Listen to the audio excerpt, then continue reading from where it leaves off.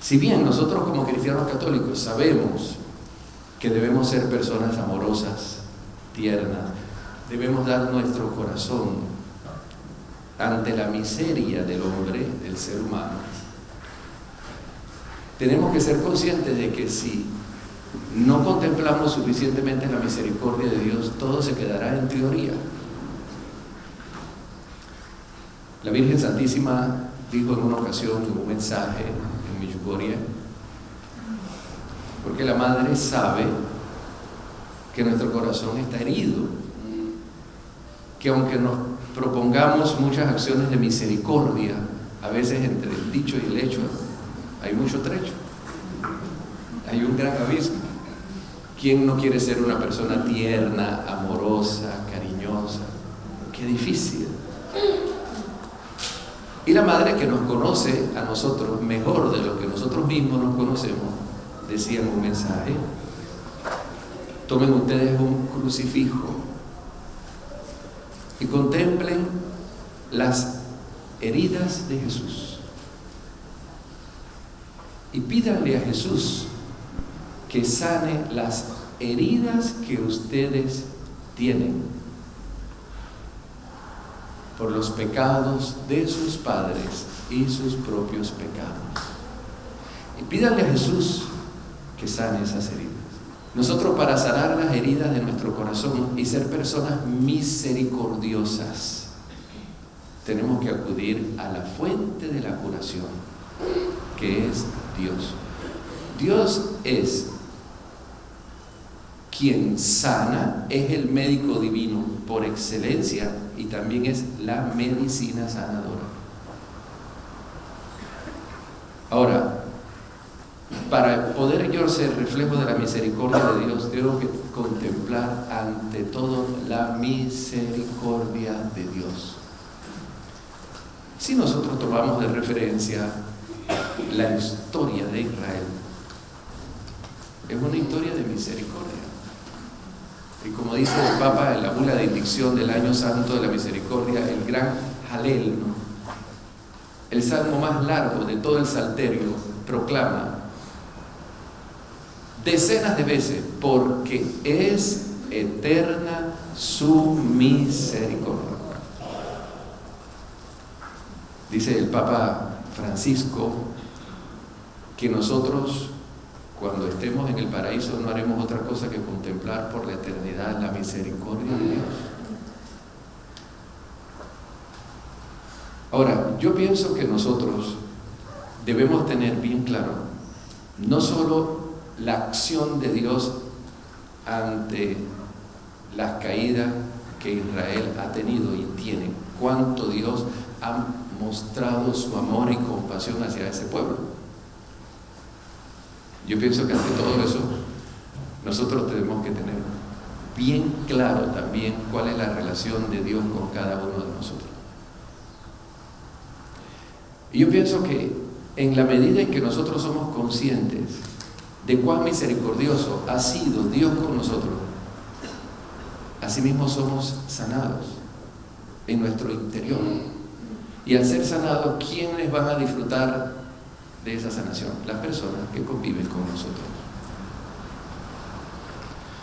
Yo pienso que la vía por excelencia para nosotros disfrutar de un gran bienestar espiritual es la misericordia de Dios. Pero cuando verdaderamente nosotros la contemplamos, como dice el Papa Francisco, o como sugiere que la hagamos. ¿Qué pasa? Que nuestra relación con Dios es muy similar a la del hijo pródigo, ¿no?, que es la parábola por excelencia que el Papa Francisco denota en la bula de indicción del Año Santo. Esa es nuestra historia.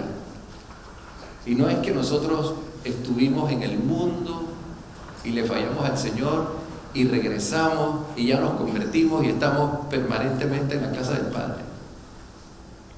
Ese ir y retornar es nuestra relación con Dios. Le Aquí en Perú hay muchos santos que se han destacado por su vida virtuosa. Pero, ¿quién de ustedes ha tomado con la misma seriedad que tomó Santa Rosa de Lima, San Martín de Porres, Francisco Solá, Toribio Mogrovejo, la santidad?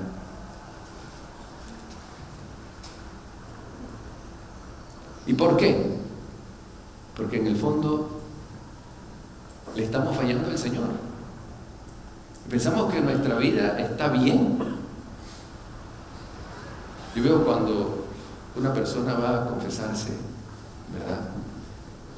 Y para nosotros los sacerdotes a veces es complicado, ¿no? Cuando nos encontramos con una persona en el confesionario y uno le pregunta: ¿qué tiempo tienes de no confesarte? 2 meses, 3 meses. ¿Y cuáles son tus pecados?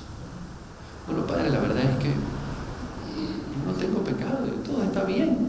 Yo voy a la iglesia, yo ayudo a los pobres, yo oro todos los días. Y este es el problema, ¿no? Que nuestra relación con Dios muchas veces es una relación de comedia, como la de los fariseos, de máscaras, de disfraces. Y es por eso que no vemos la santidad. Como una señora que una vez me encontré en algún lugar, yo le pregunté: ¿qué tiempo tiene de no confesarse? Como 6 meses, padre. Y bueno, dígame su pecado. Bueno, la verdad es que no tengo ningún pecado. Y entonces, ¿por qué usted viene a confesarse? Porque hoy es el primer sábado del mes. Entonces vengo a reparar el corazón inmaculado de María. Yo digo: pero si usted no me dice su pecado, no puede reparar el corazón de María. Dice: no, pero es que la Virgen ha dicho que el primer sábado de cada mes hay que confesarse. Yo: sí, señora, pero yo no le puedo dar la absolución si usted no me dice sus pecados. Bueno, padre, si usted quiere, pregunte. Y yo comienzo a hacer las preguntas, y todas las preguntas que le hacía: no, padre, no, padre, no, padre, no, padre, todo está bien, todo está bien, todo está bien, deme la absolución. Irse a confesar con disfraz, irse a confesar con máscaras, y ahí es donde está el error. ¿Cómo yo voy a contemplar la misericordia de Dios si yo me considero igual a Él o superior a Él? El pecado de Adán y Eva.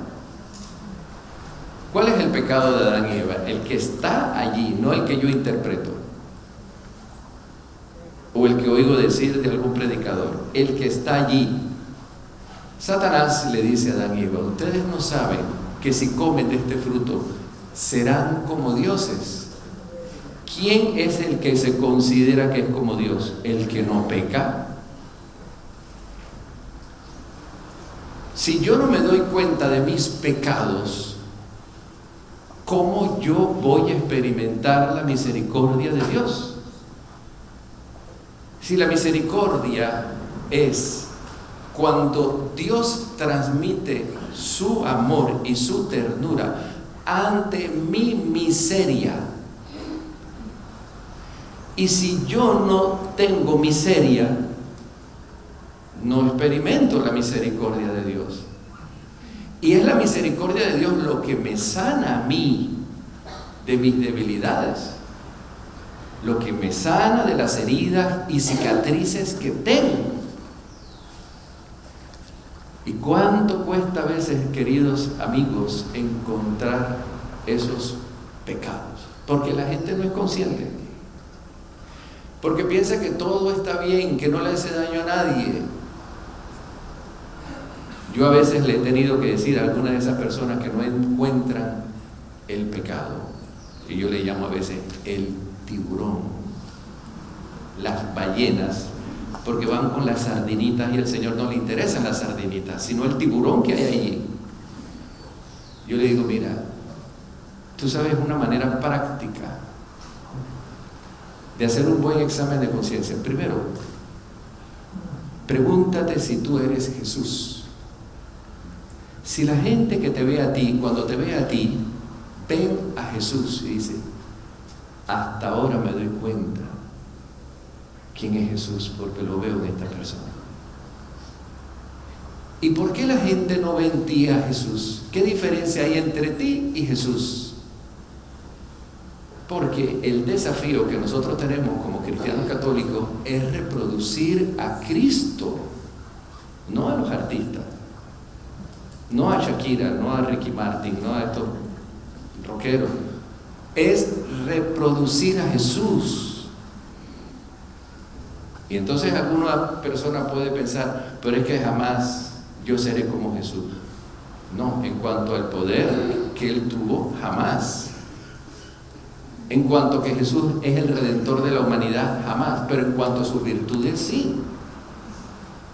¿O es que aquellos que veían a San Martín de Porres no veían a Jesús? ¿O aquellos que veían a Santa Rosa de Lima no veían a Jesús? Claro que veían a Jesús. Sabían que Jesús estaba allí, encarnado en ellos. Y la Virgen nos ha llamado a todos a ser morada de Cristo. ¿Cuál es el atributo más grande de Dios? La misericordia. ¿Cuál es el atributo más grande de Jesús? La misericordia. ¿Cuál es el atributo más grande del cristiano? La misericordia.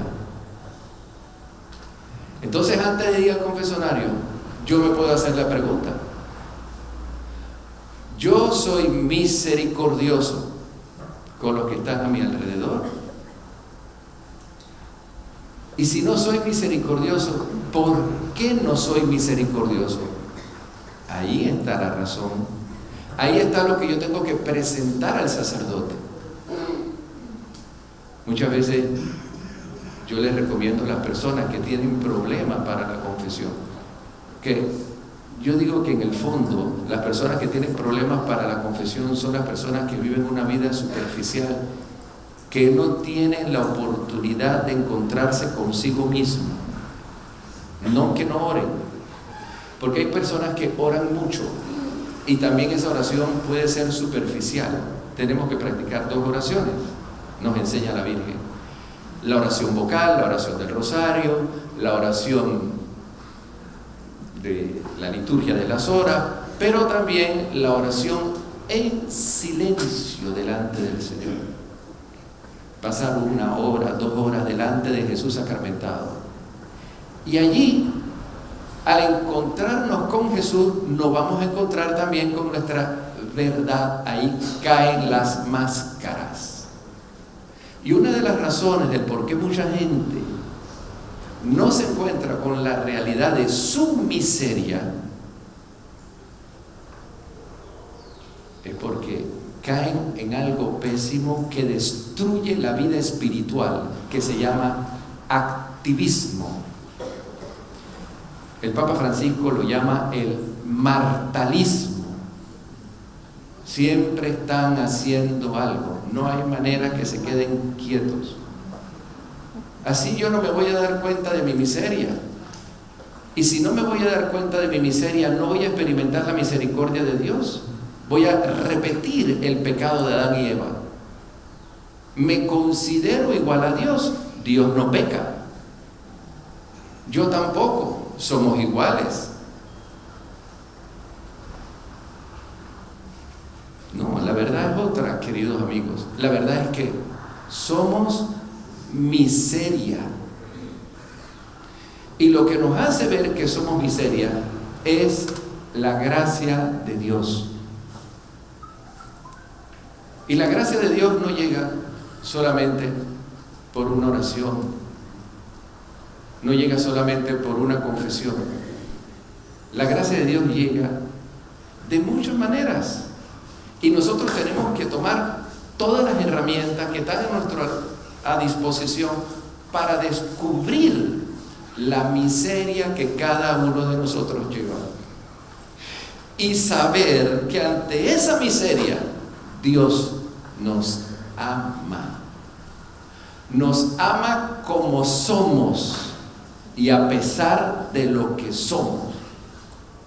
Hay un episodio interesante en la vida de Francisco de Asís, que fue con un grupo de frailes, ya tenía más de 3, 4 años de haber empezado su camino de conversión, de haber empezado, fíjense, porque Francisco de Asís, que muere a la edad de los 42 años, siempre fue consciente que él nunca había terminado de convertirse. Ya había tenido varios años de haber empezado este proceso y se fue con unos frailes a una localidad que se llama Pollo Mirteto. Y allá él le dijo a los frailes: voy a orar y no me molesten. Entonces se encierra en una gruta y los frailes se quedaron afuera. Y habían pasado 3 semanas y Francisco no salía de la gruta, sin comer, sin hablar con nadie. Y un fraile lo fue a buscar pensando que algo le estaba pasando, y vio a Francisco llorando y llorando. Y le preguntaron: Francisco, ¿y cuándo vas a salir de aquí?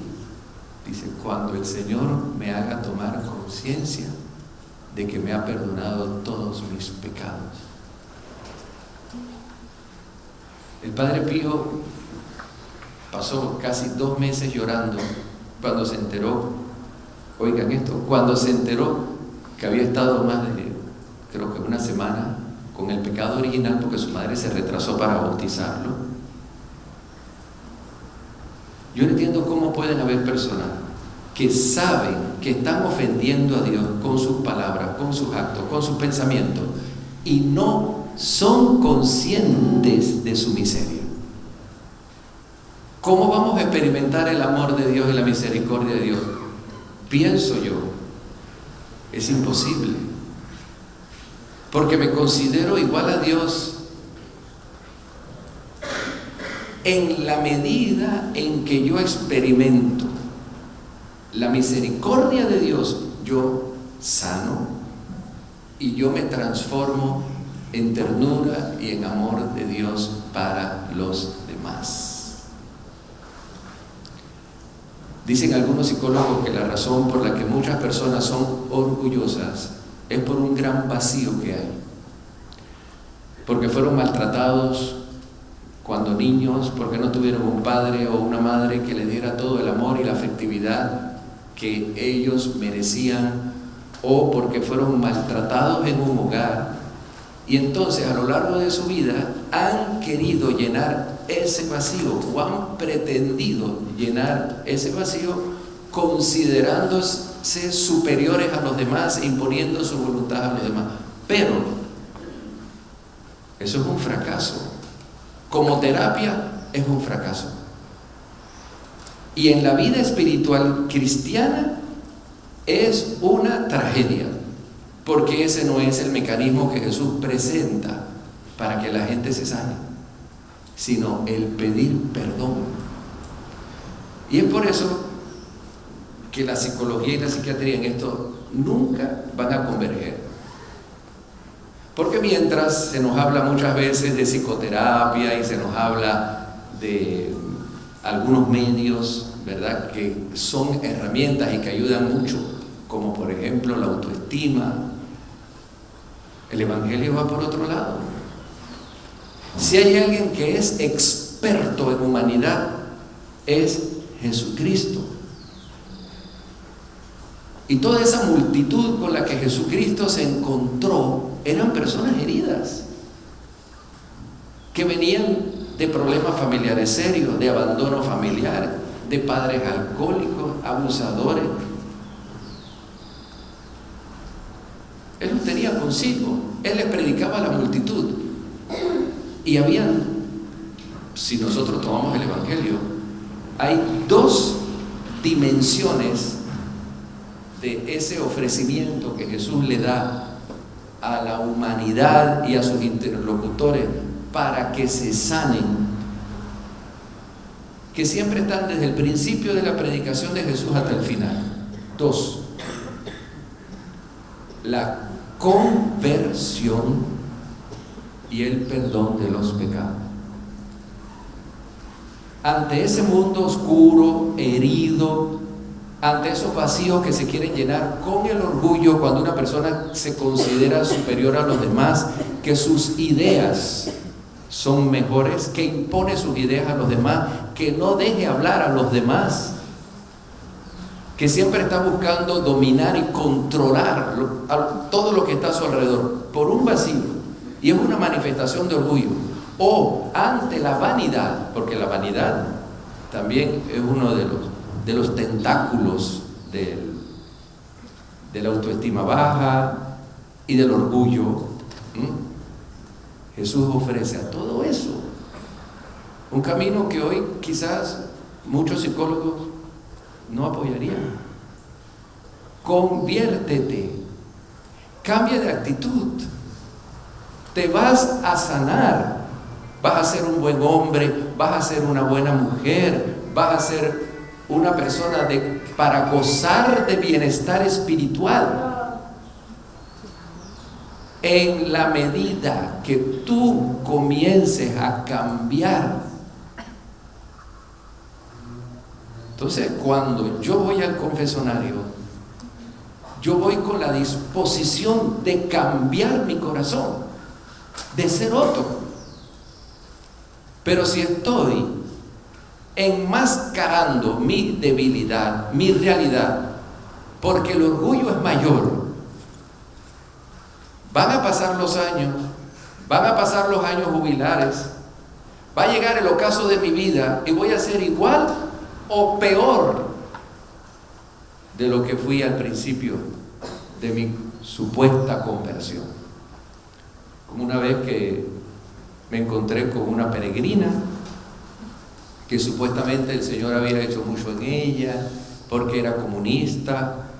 Esto lo decía ella en testimonio, no estoy violando nada íntimo, sino que había participado de algunos abortos porque había impulsado a personas a abortar, y entonces encontró a Jesús en Medjugorje, cambió su vida, era otra, comenzó a llevar peregrinos a Medjugorje, y después de 15 años de estar llevando peregrinos a Medjugorje, nadie en la parroquia se llevaba con ella, fumaba descontroladamente 2 o 3 cajetas de cigarrillo, hablaba mal de las demás personas, crítica.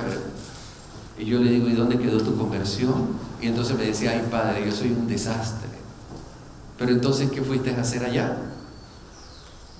Es que la conversión no es algo de un día. Ahora, ¿qué ocurre? Que se nos olvida que dentro de nosotros siempre está lo que San Ignacio de Loyola llamó la piedra angular a la cual están trabados todos los pecados: el orgullo. Y Jesús, que quería ofrecer a la gente precisamente una vida nueva, va directamente a la raíz de todo eso, y por eso dice: conviértanse. Queridos hermanos, en la medida en que yo tomo la conversión con responsabilidad, yo experimento la misericordia de Dios. Y me doy cuenta que Dios me ama en medio de mis debilidades, de mis caídas, de mis fallas, de mis propósitos buenos que he hecho muchas veces y que yo mismo, por mi culpa, he quebrantado. El otro aspecto que siempre Jesús denota en el Evangelio es el pecado. No hay otra manera como nosotros podemos experimentar el amor de Dios, sino cuando somos conscientes de eso, con el cual nosotros continuamente ofendemos a Dios. Cuando nuestro Señor Jesucristo se apareció resucitado a los apóstoles, les mostró las heridas de la misericordia.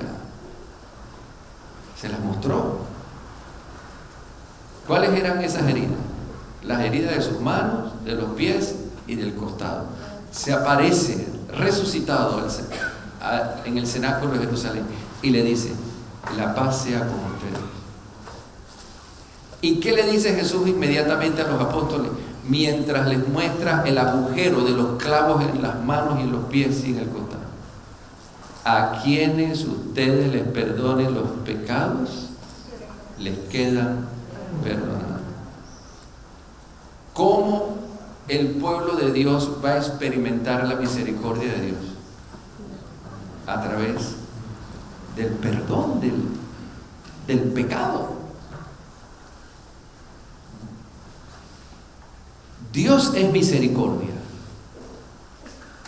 sí, pero esa misericordia, esa actitud de ternura, de cariño, esa inclinación hacia la miseria del ser humano, ¿cómo la experimento yo? Cuando yo le pido perdón de mi pecado. No hay otra manera. Y los grandes santos que luego se transformaron en anunciadores de la misericordia de Dios, ¿quiénes fueron? Los que experimentaron en plenitud el perdón de sus pecados. Es curioso esto, ¿no? Pero cuando uno lee la vida de los santos, uno se da cuenta que si había algo que en ellos estaba bien claro, era la gravedad de las cosas que habían hecho y de las que estaban haciendo. Les dolía, sentían remordimiento, dolor por eso. Si uno no siente dolor por las cosas que hace, si uno no siente culpa por las acciones que está cometiendo, por las palabras que dice, por los pensamientos que consiente, tiene un problema serio, un problema gravísimo. Y si es así, querido hermano, ¿cómo vas a experimentar el atributo más grande de Dios? Como Jesús le dice a Santa María Faustina Kowalska. Y en esto hay que tener cuidado. Es cierto que a través de las revelaciones de Jesús misericordioso a Santa María Faustina Kowalska han sido introducidas en la iglesia nuevas devociones de la misericordia, como la coronilla de la Divina Misericordia, que no dice en el diario por ningún lado que hay que hacer a las 3 de la tarde. Tampoco yo digo que no haya que hacer a las 3 de la tarde, pero no dice que haya que hacer a las 3. Lo que dice que hay que hacer a las 3 de la tarde es el Vía Crucis y meditar en la muerte de Cristo, en su expiación por nuestros pecados. La coronilla se debe hacer durante todo el día, pero no está mal hacerla igual a las 3. Tenemos la coronilla, tenemos la hora de la misericordia, que dice la hora de la misericordia, no dice 5 minutos de la misericordia. La hora de la misericordia de 3 a 4, 1 hora. Tenemos la fiesta de la misericordia, el domingo siguiente a Pascua. Tenemos la imagen de Jesús misericordioso. Pero también en el diario Jesús insiste, y a veces ese ejercicio pasamos por alto, que es el principal de todos: el sacramento de la misericordia. Cuando nosotros nos confesamos, cada vez que vamos donde el sacerdote a presentarle nuestros pecados, además de ser conscientes de todas nuestras miserias y que hemos ofendido a Dios y que somos conscientes de esa fragilidad, debemos experimentar su ternura. Pero si cuando voy al sacramento de la reconciliación no hago debidamente el examen de conciencia y me considero igual a Dios, ¿cómo voy a experimentar el amor de Dios, la misericordia de Dios, la inclinación de Dios hacia mi miseria? Qué difícil, queridos amigos, hacer una buena confesión. Dificilísimo. Yo creo que en esto nosotros los sacerdotes debiéramos pedirle al Señor el don de penetrar las conciencias. Y yo me he dado cuenta que este don de penetrar las conciencias es más importante que el don de sanación. O que, por decir algo, los dones extraordinarios que tuvo San Martín de Porres de bilocación, o el don de hacer milagros, de multiplicar los panes, darle comer a los hambrientos. Porque de todos los sacramentos, el que a nosotros nos abre la puerta del reino de los cielos es el sacramento de la confesión. Y si yo me confieso y yo no sé hacer bien la confesión y encuentro un sacerdote que penetra en mi conciencia y me recuerda mi miseria, me ayuda a salvarme. Como por ejemplo el Padre Pío, como por ejemplo el santo cura de Ars. La historia del santo cura de Ars, San Juan María viene ahí, hay una anécdota de un hombre que se fue a confesar y le pregunta al santo cura de Ars: ¿qué tiempo tiene usted de no confesarse? Y le dice: bueno, padre, 40 años. Y él no se fue de espalda porque era un santo, y él estaba contento porque el hombre había llegado. Y cuando le dice 40 años, el santo cura le dice: no, son 44. Espérese, déjeme ver. Comenzó a sacar su matemática y dice: ay, tiene razón, padre, son 44. Y cuando comienza a confesarse, se le olvidó un pecado que había cometido cuando tenía 12 años. Y el santo cura de Ars se lo recordó. Yo pienso que ese hombre, después de haberse confesado con ese sacerdote, nunca más volvió a equivocarse en el examen de conciencia. Muchas veces para nosotros el sacramento de la confesión no es importante, no le damos el valor que tiene. Es cierto, Jesús está presente en la Eucaristía en cuerpo, alma y divinidad. El sacramento de los sacramentos, porque es el sacramento que mayor manifiesta la plenitud de la presencia de Cristo en la iglesia. Pero tan presente está Jesús en la confesión como cuando celebramos la Eucaristía. Y a veces pasamos por alto esa presencia real y verdadera de Jesús en la confesión sacramental.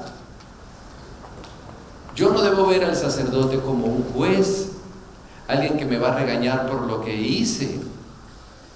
Voy a ver al sacerdote como un amigo, como el rostro de la ternura de Dios ante mi miseria, ante ese orgullo con el que yo he querido llenar los vacíos que tengo, de los maltratos que recibí de niño o de niña, de esa autoestima baja que tengo.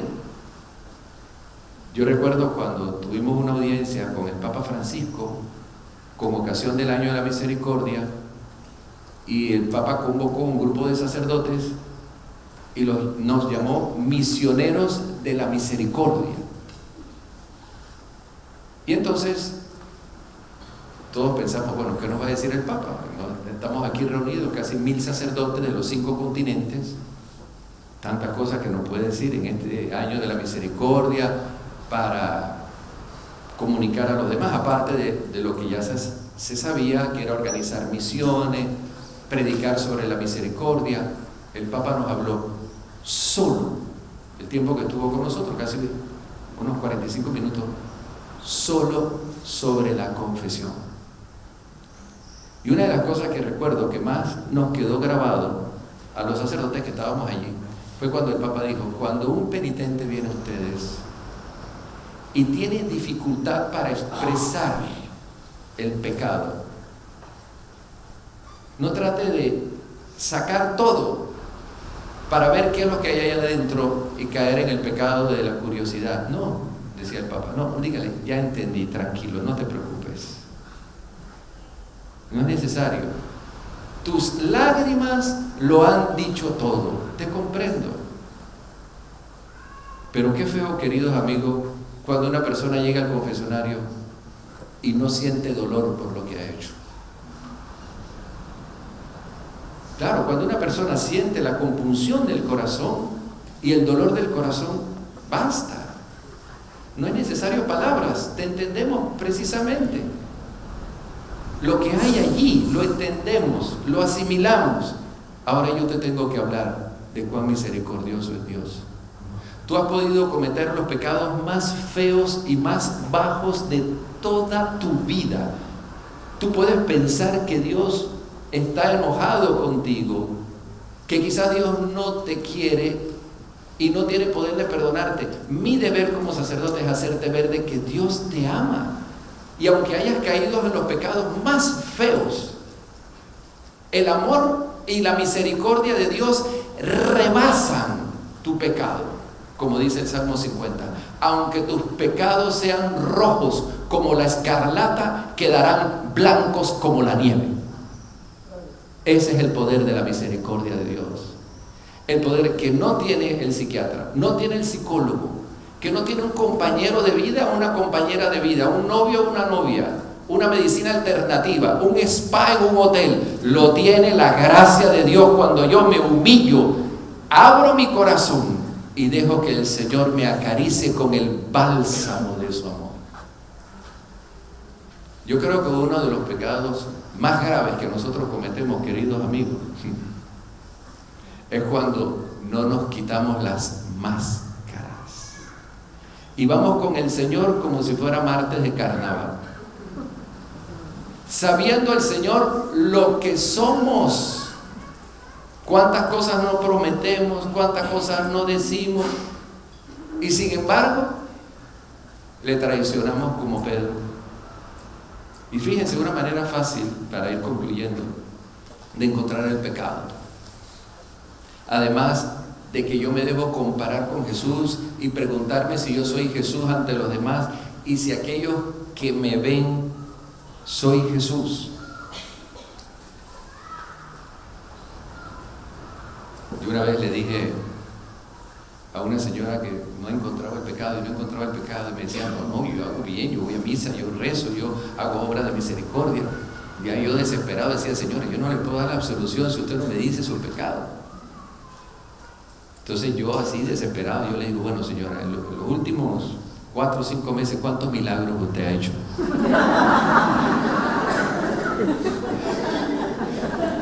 Ninguno. ¿Usted no ha hecho ningún milagro? No. ¿Y por qué usted no ha hecho milagro? Dice, porque yo no soy santa. Pero usted no me ha dicho ningún pecado. Dice, sí es cierto, debe ser que no soy santa, pero la verdad es que yo no encuentro pecado. Yo le digo, mire, hasta donde yo sé, las personas que no tenían pecado hacían milagros, ¿o no? Ahora, si usted no ha hecho milagro, es porque no es santa. ¿Por qué no es santa? Entonces, cuando le hago esa pregunta, ¿por qué no ha hecho milagro? ¿Por qué no es santa? Entonces ella comienza a pensar un poquito más allá y me dice, sí, padre, tienes razón. Y una vez, una persona que hablándole esto me dice, mire, padre, yo creo que hay algo por ahí.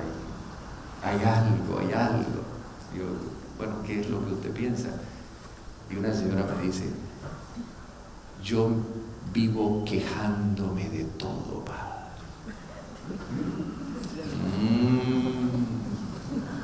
¿Cómo de qué? Bueno, de la comida, del calor, del frío, de mi marido, de mis hijos. Y voy a la iglesia y rezo y me confieso, pero padre, la queja es un pecado. Ustedes saben que la primera oración con la que nosotros debemos relacionarnos con Dios, dice el Catecismo de la Iglesia Católica, y Jesús nos los enseñó, y la Virgen también, es la oración de alabanza. Señor, te alabo, Señor, te bendigo, Señor, te glorifico, porque la oración de la alabanza, el centro de toda la oración es el Señor. Pero sabes que muchas veces la oración de alabanza se transforma en una oración de quejabanza.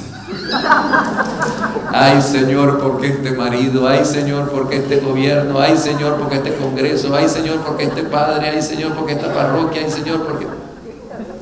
Y entonces la gente que se vive quejando y quejando, ¿por qué se viven quejando y no aceptan el entorno? ¿Por qué ustedes creen? El orgullo. Yo quiero que todo sea a mi manera. Yo soy el centro de todo. Yo dispongo cómo deben ser las cosas. Y otra manera para que nosotros nos demos cuenta de nuestro pecado, ir sacando ese tiburón y esas ballenas que están allá adentro y no quedarnos con la sardinita. Ay, llegó un domingo tarde a misa. Ay, que estaba orando y me distraje haciéndonos un examen de conciencia superficial. Tú cuando te vas a confesar, hermano y hermana, pregúntale a las personas que conviven contigo, ¿qué opinión tienen de ti? Ese es el mejor examen de conciencia. Eso es infalible.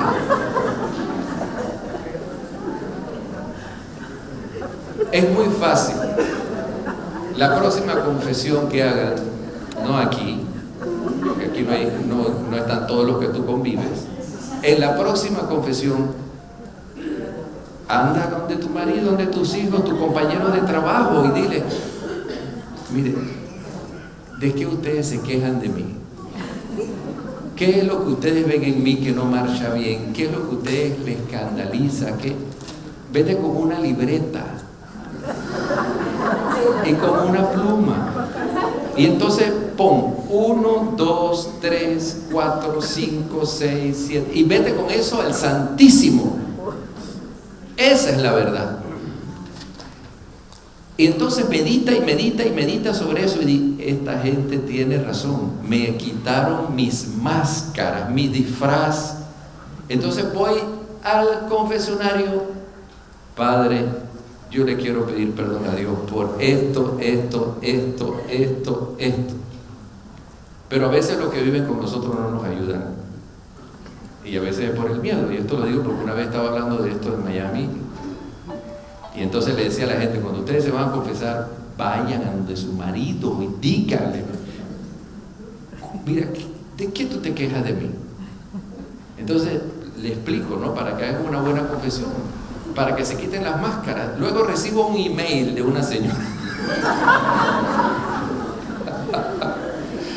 y me dice: Padre, hice lo que usted dijo.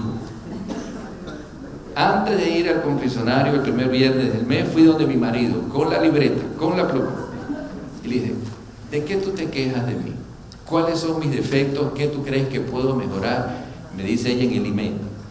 Y fíjense que mi marido me dijo: en nada, mi amor, yo te amo como eres.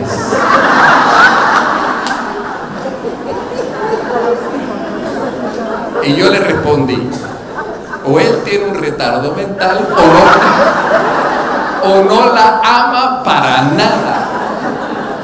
Porque si una persona ama a la otra, la ayuda a su santificación. Yo con las personas que viven conmigo, yo le digo: hermano, yo veo que tú estás fallando en esto y esto y esto, porque Jesús dice que cuando tu hermano te comete una falta, anda y corríjalo. Si yo le estoy pasando todo lo que mi mujer está haciendo, bueno, yo no, ustedes están pasándole todos los defectos a su pareja, puede ser que le tiene miedo, que le dice algo y le da con el rodillo en la cabeza, o bien no le interesa un rábano su conversión.